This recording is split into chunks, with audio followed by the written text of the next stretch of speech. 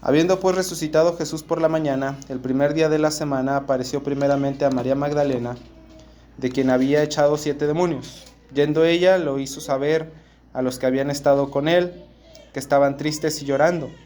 Ellos, cuando oyeron que vivía y que había sido visto por ella, no lo creyeron. Pero después apareció en otra forma a 2 de ellos que iban de camino, yendo al campo. Ellos fueron y lo hicieron saber a los otros, y ni aun a ellos les creyeron. Versículo 14. Finalmente se apareció a los 11 mismos, estando ellos sentados a la mesa, y les reprochó su incredulidad y su dureza de corazón, porque no habían creído a los que habían visto resucitado. A los que le habían visto resucitado, perdón. Versículo 15. Y les dijo: Id por todo el mundo y predicad el evangelio a toda criatura. El que creyere y fuere bautizado será salvo, mas el que no creyere será condenado. Y estas señales seguirán a los que creen. En mi nombre echarán fuera demonios, hablarán nuevas lenguas, tomarán en las manos serpientes, y si bebieren cosa mortífera no les hará daño. Sobre los enfermos pondrán sus manos y sanarán. Y el Señor, después de que les habló, fue recibido allá arriba en el cielo y se sentó a la diestra de Dios. Y ellos, saliendo, predicaron en todas partes, ayudándoles el Señor y confirmando la palabra con las señales que la seguían. Amén. Vamos a orar. Señor, hemos sido muy bendecidos a lo largo de este año y cachito que hemos estado estudiando Marcos juntos. Te pedimos que por favor nos sigas ayudando y que nos des de tu gracia para poder comprender lo que tú nos has enseñado. No solamente comprenderlo, sino obedecerlo con alegría. Te lo pedimos en el nombre de Jesús. Amén.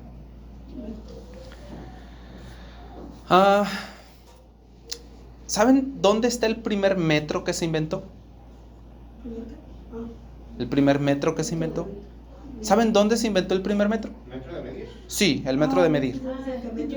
No. El primer metro de medir. Porque la verdad yo no sé dónde se inventó. Pero ese es el sistema métrico que usamos en casi todo el mundo.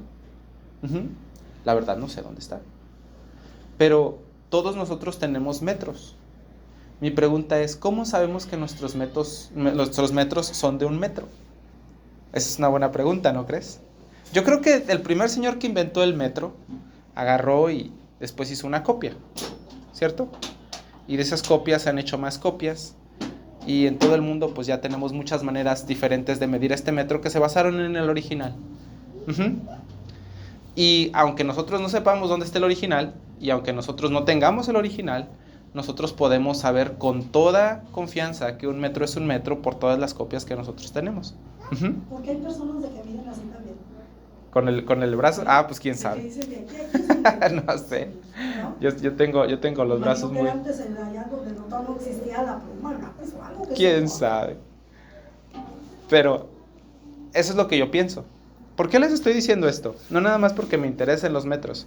Es que nosotros, en la Biblia que tú tienes en tus manos, es una copia fehaciente de la original. Y es que muchas personas piensan que no es así. Uno de los ataques más comunes a la Biblia es que la Biblia no es exacta. Que la Biblia se ha copiado tantas veces que las personas le han ido cambiando, le han ido quitando, le han ido agregando. Y que de tantas copias que hay, ya no sabemos cuál es la copia correcta. Y todo está maleado, ¿no? Por tantas copias. Pero la Biblia de verdad es fehaciente. Y les digo esto por la siguiente razón. Que la Biblia haya sido copiada no necesariamente indica que no es fiable. Yo creo al revés.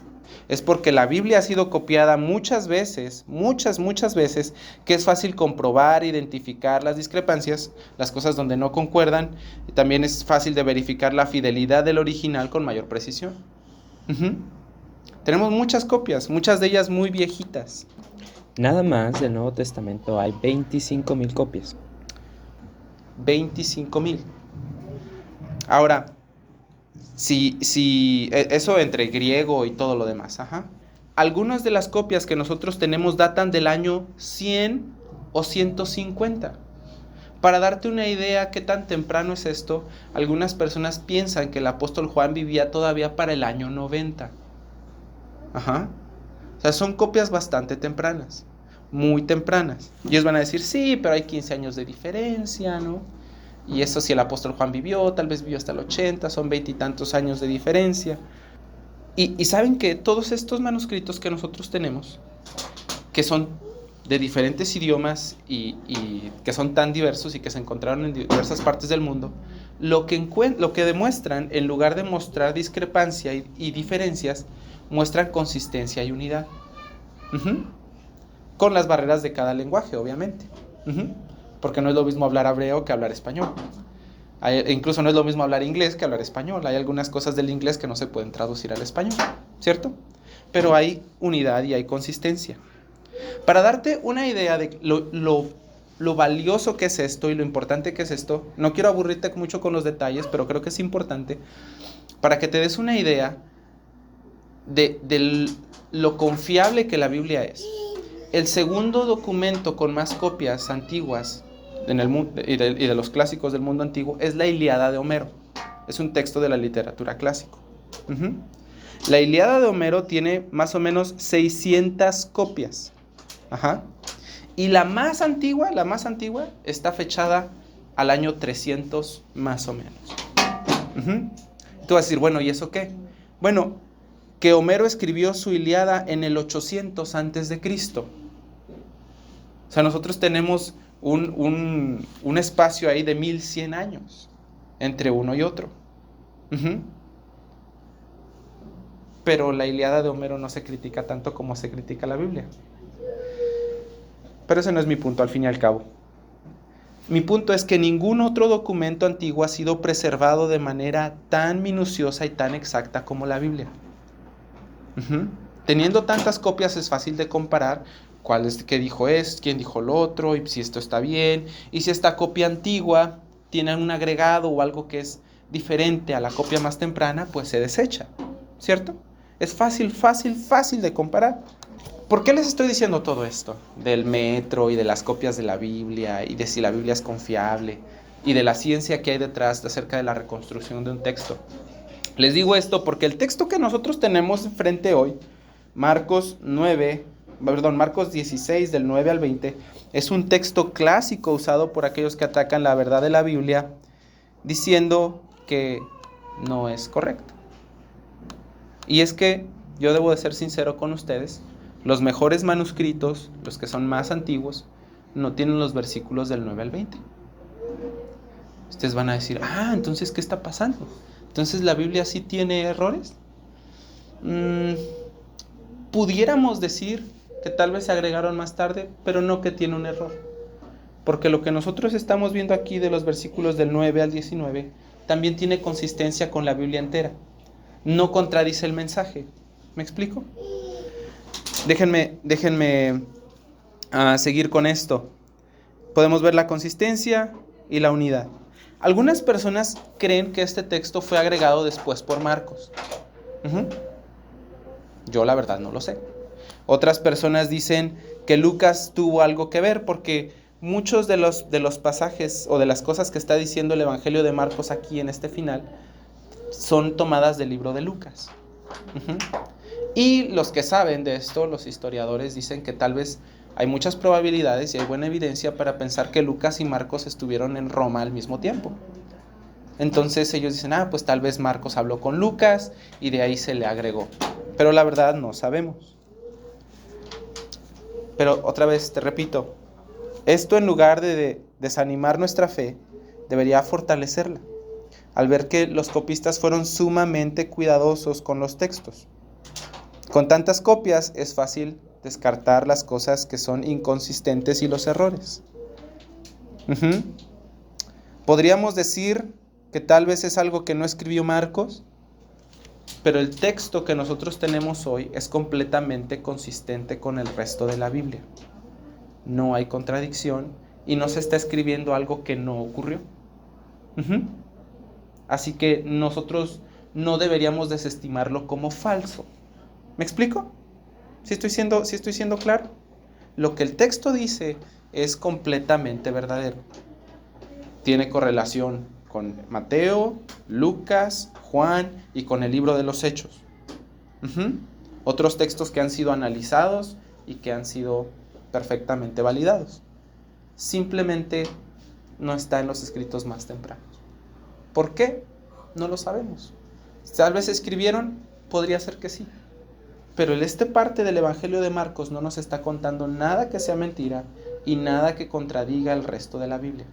Por tanto, nosotros no deberíamos de desestimarlos tan pronto. Quiero decirles, diciendo todo esto, quisiera explicarles un poquito lo que sucede aquí. Vamos a analizar los versículos, ¿sale? Que tenemos al final del capítulo 16. Los versículos del 9 al 11, donde habla acerca de cómo el Señor se apareció a María Magdalena, son versículos que corresponden exactamente con Juan en el capítulo 20, empezando desde el versículo 18. Y no sé si lo recuerdan, pero hace algunas semanas estuvimos hablando de esto, de cómo María Magdalena fue y les dijo a los discípulos y ellos no creyeron, y luego llega María Magdalena otra vez a la tumba y está ahí llorando porque piensa que se llevaron al Señor. Es exactamente lo mismo que aparece ahí. Lo que yo quiero que notes de este texto que ya analizamos es lo siguiente. El versículo 9 dice: habiendo pues resucitado Jesús por la mañana, el primer día de la semana, apareció primeramente a María Magdalena. Eso fue lo que sucedió. Ella fue y cuenta, y dice el versículo 11 al final, que incluso cuando los discípulos lo escucharon, que había sido visto por ella, no lo creyeron. Habíamos hablado de esto hace algunas semanas, diciendo que ellos pensaban que eran fábulas, que eran cuentos, ¿no? Bien, vamos hasta ahí. Simplemente está haciendo un resumen Marcos aquí. Y luego dice el versículo 12, pero después apareció en otra forma a dos de ellos que iban de camino y yendo al campo. Y ellos fueron y lo hicieron saber a los otros. ¿Y qué pasó ahí? El mismo resultado. Ellos ni aún así lo creyeron. Este texto que nosotros tenemos del versículo 12 y el versículo 13 es consistente con Lucas 24 del 13 al 35. Ahí se nos cuenta la historia de cómo estos dos hombres iban camino a Emaús, y ellos van y encuentran al Señor y hablan con Él. Y no lo reconocen tampoco, pero después el Señor se muestra a ellos y ellos lo reconocen perfectamente. El versículo 14 hasta el 18 es consistente con Mateo 28 del 16 al 20, con Lucas 24 del 36 al 49, con Juan 20 del 19 al 23. Estos textos son consistentes con esas partes de ahí. Pero lo que yo quiero que notes es el patrón. Mira cómo empieza el versículo 14.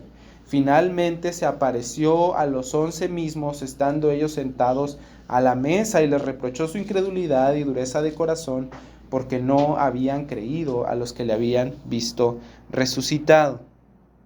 ¿Ves cuál es el patrón? Lo que está intentando hacer la persona que agregó esto es decirte que hay evidencia de testigos visuales que vieron al Señor Jesús resucitado, a pesar de que ellos no lo creyesen, incluyendo los discípulos mismos. Y eso nos debería de hacer pensar a nosotros, y más que nuevamente debilitar nuestra fe, debería de animarnos. Porque esta persona nos está diciendo, como nos dijo Marcos y como nos dice Juan, que los discípulos no creyeron que Jesús había resucitado. Entonces, ¿qué pasó para que los discípulos creyeran que el Señor Jesús de verdad resucitó? Ellos vieron al Señor Jesús. Ellos vieron al Señor Jesús. Si yo te digo que me puedo subir al techo de un brinco, ¿tú me crees? No, estoy muy gordito para eso. Pero si me vieras hacerlo. Y si alguien te dice, yo no creo que el cuate que les enseña allá en Buen Pastor pueda brincar de un brinco al techo, ¿tú qué les dirías? Pues que sí, porque ya te vi. Pues yo lo vi, ¿no? Aunque parezca improbable, pero es que hay testigos. Y así es como funciona la historia. La historia se basa a través de testigos, ¿cierto o no? Nosotros no podemos probar que Jesús vivió ahí con el método científico, porque el método científico, y eso es algo que también las personas dicen, a ver, demuéstrame científicamente que Jesús existe. Pues no se puede, porque el método científico tiene un proceso. Haces una hipótesis, haces un experimento y repites el experimento varias veces para ver si lo que tú pensaste era verdad. Pero no podemos repetir la historia.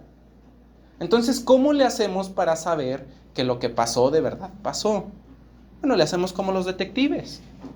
¿Cómo le hacen los detectives para testigos, investigando, ¿cierto? Nadie en la historia temprana, nadie pudo producir un cuerpo. La tumba estaba vacía, Jesús no estaba ahí, no pudieron encontrar el cuerpo de Jesús. No pudieron. Oye, pero ¿por qué no creyeron ellos, puesto que Dios les dijo que él resucitaría? Eso, Todos los milagros que él hacía y luego les dijo. pero eso, fíjense, eso nos deja ver mucho de la condición de nuestro corazón humano. Les he dicho y les he enseñado que nuestro corazón está espiritualmente muerto. No siente, o sea, nada. Si tú agarras un muerto y lo pellizcas, no se va a quejar. Si se queja, qué miedo. Uh-huh. Si tú lo intentas convencer, ¿sabes qué va a hacer? Te va a ignorar. ¿Cierto? No va a hablarte, no va a voltear a verte, no va a razonarlo, no va a pensarlo.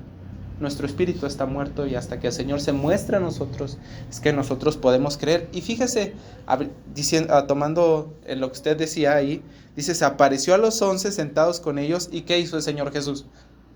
Les reprochó su incredulidad y dureza de corazón porque no habían creído a los que le habían visto resucitado. No habían creído a los que le habían visto. Ellos tenían evidencia suficiente. Aparte de la palabra del Señor mismo, que siempre la cumplió, ellos tenían evidencia de testigos. La ley judía decía que debería haber por lo menos 2 o 3 testigos para que algo fuera creíble.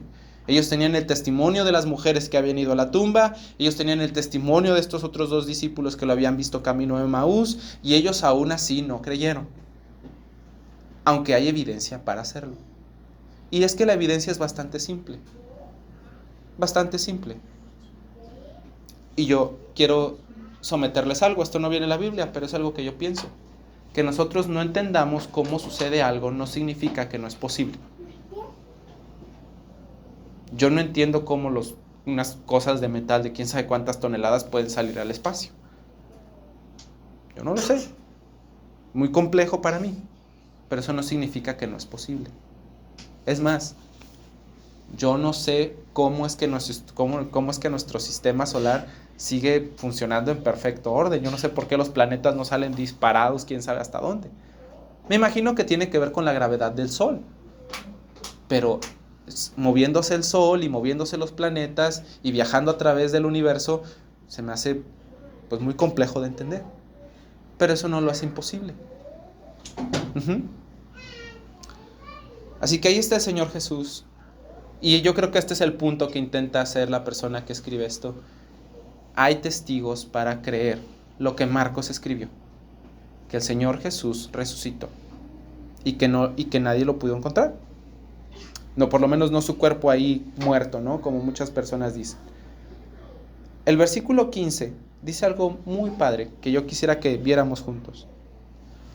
Mira, dice: y Él les dijo, id por todo el mundo y predicad el evangelio a toda criatura. Esto está fuera de discusión de si pasó o no pasó. No hay persona que haya leído la Biblia y no hay erudito bíblico que diga que la gran comisión no sucedió. Esto sí pasó. Ahora, fíjate el mandamiento. Vayan y prediquen el evangelio a toda criatura. Nosotros vamos a hablar de eso más en abril. Y yo quisiera que si pudieran todos ustedes estén. De verdad que sí. Pero yo quiero decirte algo simplemente hoy. Él nos ha ordenado predicar el evangelio. ¿Te das cuenta cómo está la oración ahí? Dice, id por todo el mundo y predicad el evangelio. La traducción, tal vez a un español más actual, sería, vayan y prediquen. Es un imperativo, no es una opción, no es una declaración. El Señor Jesús está ordenando algo a su gente y les ha ordenado predicar el evangelio. No entretenimiento.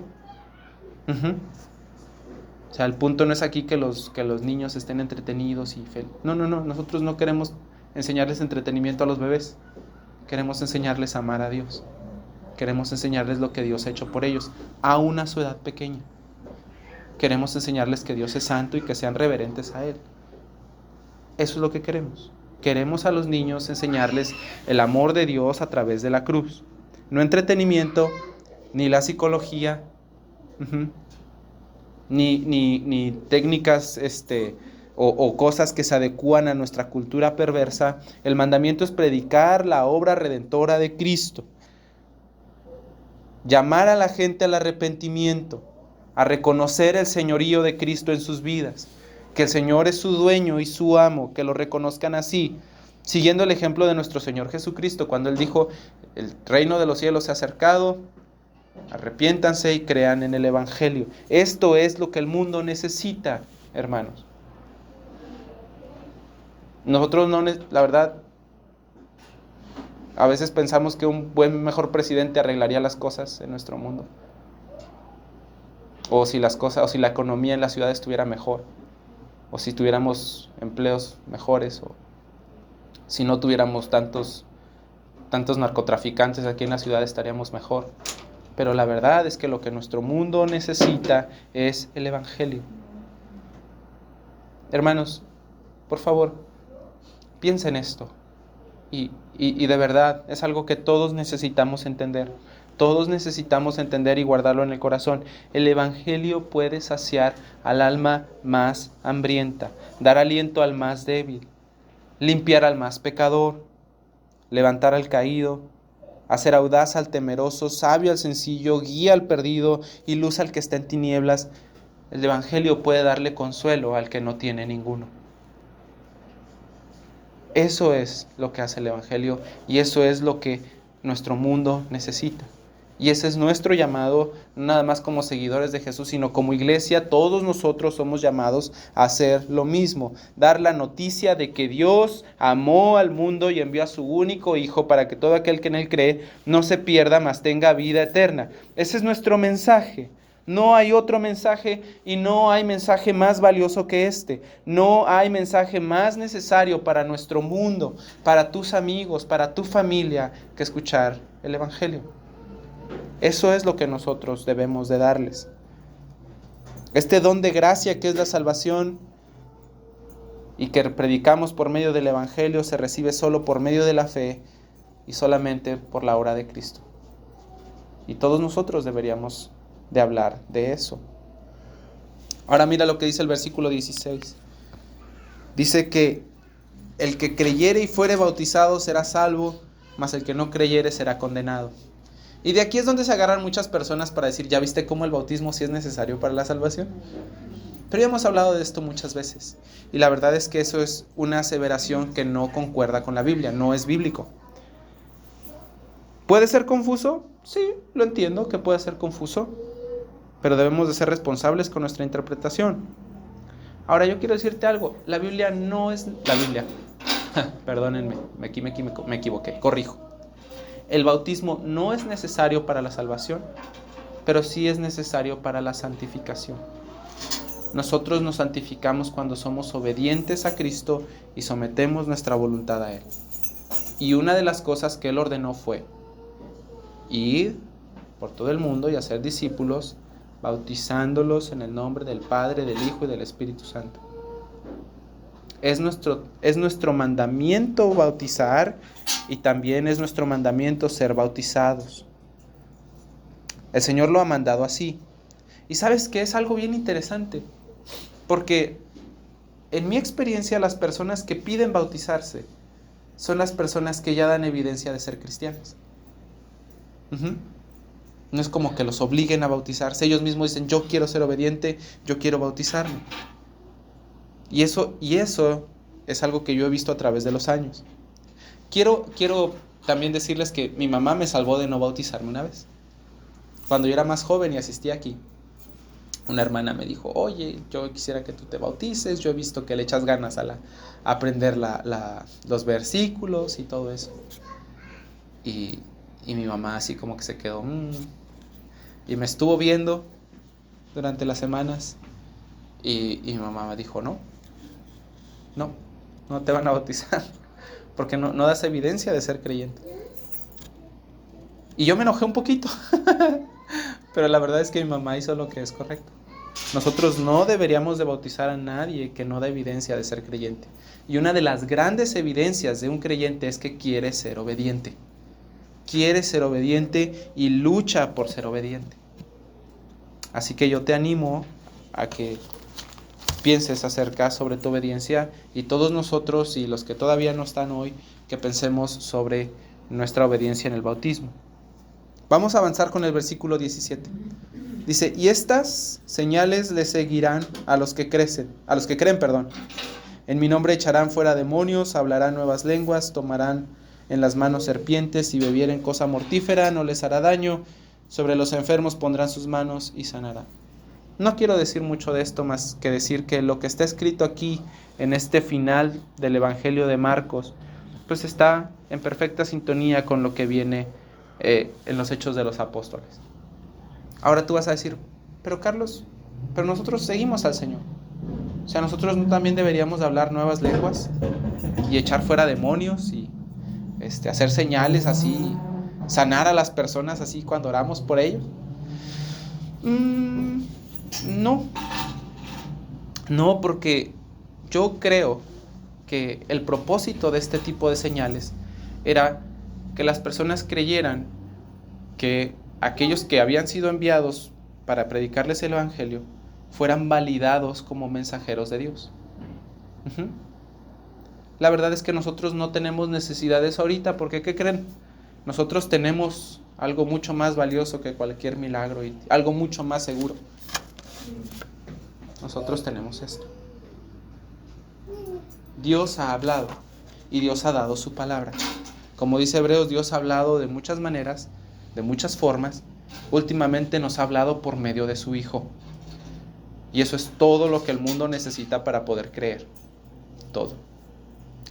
Así que avancemos y terminemos con los versículos del 19 al 20.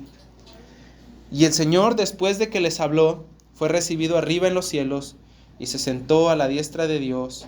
Y ellos, saliendo, predicaron en todas partes, ayudándoles el Señor y confirmando la palabra con las señales que le seguían. Nada más como una nota, esto es perfectamente compatible con Lucas 24 del 50 al 53. Exactamente lo mismo. Así que dice el texto que el Señor Jesús se sentó a la diestra de Dios, y dice también, y predicaron en todas partes ayudándoles el Señor.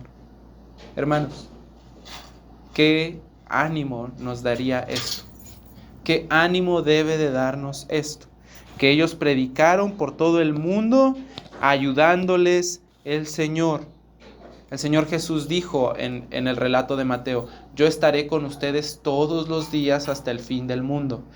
Esa promesa no se dio en el contexto de hacerte sentir bien cuando sientes que nadie está contigo porque estás muy triste. Que sí, podría ser. Pero se dio en el contexto de vayan y hagan discípulos. Y yo voy a estar con ustedes todos los días. Yo voy a estar con ustedes todos los días. Entonces la predicación, hermanos, no nada más es un esfuerzo humano. El compartir el Evangelio lleva fruto no solo por el esfuerzo humano, sí es un esfuerzo humano, y lleva fruto no principalmente por nuestro esfuerzo, sino que esta tarea a la que todos ustedes y yo somos llamados, la hacemos con el Señor. La hacemos con el Señor. Él trabaja con su gente y Él va delante de ellos siempre. Me acuerdo ahorita que, no lo puse aquí en mis notas, pero me acuerdo de cuando el Señor Jesús dice, dile a mis discípulos que vayan a Galilea. Y cuando los discípulos van a Galilea, ¿qué crees? El Señor ya estaba ahí. Cuando nosotros somos obedientes, hermanos, nosotros no vamos donde el Señor no ha ido. Nosotros vamos donde el Señor ya está. Así que piensa en esto. Ayer hablaba con un hermano y le decía, hermano, ¿tú crees que la palabra de Dios puede cambiarte? ¿Lo crees? ¿Y tú crees que la palabra de Dios puede cambiar a tus hijos?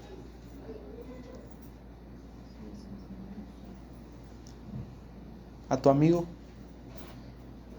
No todo. Entonces lo que ellos necesitan. ¿Qué te contestó? ¿Mm? ¿Qué te contestó? Oh, me dijo, sí, exactamente lo mismo que ustedes. Lo que ellos necesitan es el Evangelio. Tú les puedes decir muchas cosas y está bien. Ya lo hemos estudiado otras veces. Haz amistad con ellos, relaciónate con ellos, hazte su amigo, escúchalos, muéstrales amor. Gánate el derecho de ser escuchado así. Uh-huh. No seas como otras personas que van ahí tocando la puerta y si no los escuchas, ahí te pasan a dejar y no te vuelven a hablar en la vida. Muéstrales amor, muéstrales gracia y llévales lo que necesitan. Llévales el Evangelio y allí estará el Señor trabajando contigo. Qué promesa más grandiosa, saber que iba a estar Dios trabajando contigo. Dice ahí, y ellos predicaron en todas partes, ayudándoles el Señor. Y dice aparte, y confirmando la palabra. Estaba el Señor ahí trabajando con ellos, abriendo los corazones de la gente y aplicando su evangelio al corazón de la gente. Hermanos, el Señor va delante de nosotros como nuestro capitán. Él no nada más ayuda a nuestro ministerio, Él dirige nuestro ministerio. Nuestro esfuerzo y todas las cosas que nosotros hacemos son ordenadas por Él. Él las dirige y en su fidelidad nos ayudará a cumplir todo lo que Él nos ha mandado. ¡Qué bendición! Porque ciertamente a veces yo no puedo tener las mejores palabras para decirles a ustedes lo que ustedes necesitan. Pero el Espíritu Santo puede convencerlos a ustedes de maneras que yo no. Ahí va a estar el Señor trabajando con nosotros. Y qué bendición para nosotros. No me voy a cansar de decir esto. Qué bendición de nosotros. Porque imagínate si esto fuera dejado a mi intelecto. Yo no soy la persona más inteligente, más elocuente y la persona que hable mejor en el mundo. Yo no tengo las mejores razones del mundo. Yo no soy una persona influyente. No soy una persona rica. Yo no soy una persona con poder. Yo no soy una persona a la que todos quieran escuchar. La verdad no. Pero el Señor va a estar ahí ayudándonos. Él va a estar ahí ayudándonos. Hermanos, ¿cuánto debiera esto animarnos a ser obedientes? No nada más a ir, sino a orar por la salvación de los que conocemos. A orar con fidelidad y pedirle al Señor, Señor, ayúdame y por favor, deja que esta persona vea tu palabra. Ayúdame a ser un instrumento para que esta persona te conozca. A orar por ellos, por los que se están perdiendo, con fervor, con perseverancia. A amarles, a buscarlos, servirles y hablarles la verdad del glorioso Hijo de Dios que vino a salvar a los pecadores, que vino al mundo no para condenar al mundo, como dice Juan, sino para que el mundo fuese salvo por él. Todo, hermanos, todo esto por cuanto el Señor ayuda a los suyos y confirma su palabra. Él lo hace de verdad. Y este es el texto que fue agregado después de Marcos. Marcos, en los textos más tempranos, termina en el versículo 8. Pero como les dije, todo lo que acabamos de hablar, pues simplemente es verdadero. Ustedes pueden hacer un análisis en su Biblia respecto a los textos que cité hace un ratito de Lucas, de Hechos, de Juan y de Mateo, y van a estar ahí, en perfecta unidad y en perfecta consistencia. Ahora, yo simplemente quiero terminar animándonos a todos a pensar en lo siguiente. ¿Por qué Marcos terminaría en el versículo 8? Como que no se siente como un final. ¿Ustedes vieron la película de tal vez es un muy mal ejemplo, perdóname, señor. ¿Han visto la película de Infinity War? La de los Vengadores. ¿No? Bueno, una película así que fue así un boom, ¿no? Cuando salió. Pero cuando se termina la primera película, todos nosotros nos quedamos con cara de ¡ah, no! ¿Cómo es posible? Porque la película termina con los buenos perdiendo. Y como que no se queda, como que no pasa nada, como que el final se queda al aire. ¿Han visto esas películas? Donde el final se queda así como que ¡puf! Al aire. Y tú dices, ¿y luego qué onda? La muchacha se casó con el... ¿Qué pasó? Bueno, yo siento que el Evangelio de Marcos en los escritos más antiguos termina así. O sea, están las mujeres, van a ver la tumba, no encuentran, y el versículo 8 termina y dice, y se fueron huyendo del sepulcro porque les había tomado temblor y espanto, y no decían nada a nadie porque tenían miedo. Fin. ¿Y luego? ¿Qué onda? Bueno, yo creo que la persona que agregó lo de Marcos, lo después, lo hizo con la intención de dar un mensaje que tal vez tú digas, bueno, ahora sí ya tiene final, ¿no? Pero hasta donde sabemos, Marcos con su puño y letra terminó hasta el 8. ¿Por qué? Yo quiero decirte lo que yo hasta lo mejor que puedo, ¿sale? Este es mi mejor intento de adivinar por qué. Porque la verdad no sé. Yo no puedo leer las intenciones de Marcos, nadie puede hacerlo. Mira, dice ahí el texto en el versículo 8, que ellas no decían nada a nadie porque tenían miedo. Para empezar, yo no creo que haya sido temor por su vida. La verdad es que no. Yo creo que este temor del que habla la Biblia era un asombro mezclado así como con sentimientos de desconcierto, así como de que ¿qué pasó? Vi un ángel, así, perdón por esto, pero a falta de palabras mejores estaban sacadísimas de onda. Yo creo eso. Pero ¿sabes qué? Yo no veo que esto sea algo que sea particular del fin de Marcos. Más bien yo lo veo por todo el libro. Ustedes que han estudiado Marcos conmigo desde el principio, díganme si no. En el capítulo 1, en el versículo 22, cuando el Señor Jesús estaba hablando, la Biblia dice que ellos se admiraban de su doctrina. Estaban admirados completamente. Y es más, tú puedes ir siguiéndome ahí en tu Biblia, si abres tu Biblia en el Evangelio de Marcos. En el capítulo 1, en el versículo 27, vayan a Marcos para que vean que sí. En el capítulo 1, en el versículo 27, cuando el Señor Jesús echa un espíritu inmundo de alguien, 1:27, el Señor Jesús echa un espíritu inmundo y el 27 dice, y todos se asombraron de tal manera que discutían entre sí. ¿Qué es esto? ¿Verdad que sí? Marcos 1:27. Todos estaban asombrados de manera que discutían entre sí diciendo, ¿qué es esto? ¿Qué está pasando? Y luego en el capítulo 2, en el versículo 12, si quieren avanzar ahí conmigo, cuando el Señor Jesús sana a un paralítico, dice, entonces él se levantó enseguida. 2:12. Perdón. Ajá. No, está bien, 2:12. Entonces el Señor se levantó enseguida y tomando su lecho salió delante de todos, de manera que todos, ¿qué? Se asombraban y glorificaban a Dios. Mira lo que dice el 4:14. El 4:14.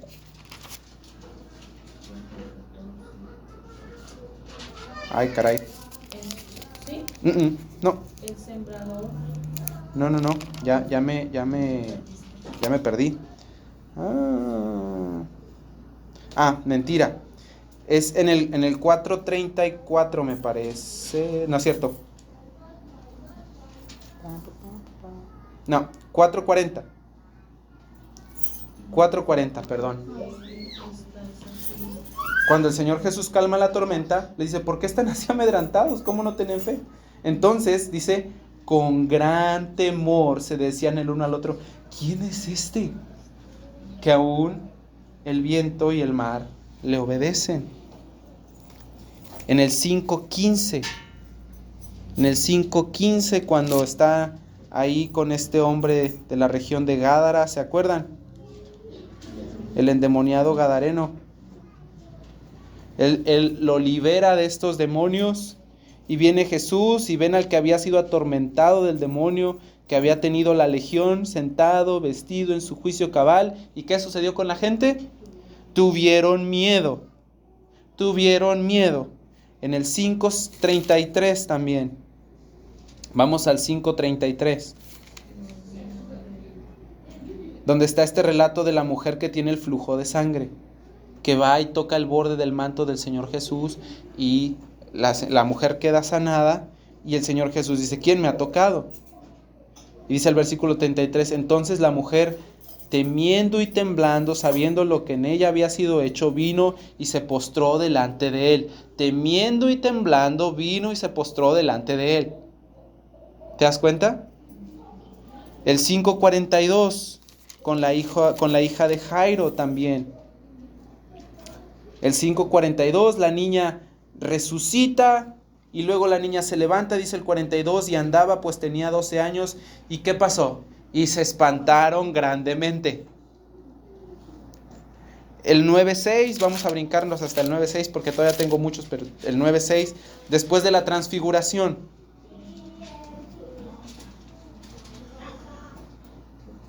El 9:6 dice, porque no sabía lo que hablaba, pues estaban, ¿qué? Espantados. Ellos habían visto al Señor Jesús en su gloria, junto con Moisés y Elías, y ellos están ahora aterrados por lo que acaban de ver. Ellos están espantadísimos. Y mira, durante todo el Evangelio de Marcos, Marcos solo habla una vez, al principio de su Evangelio.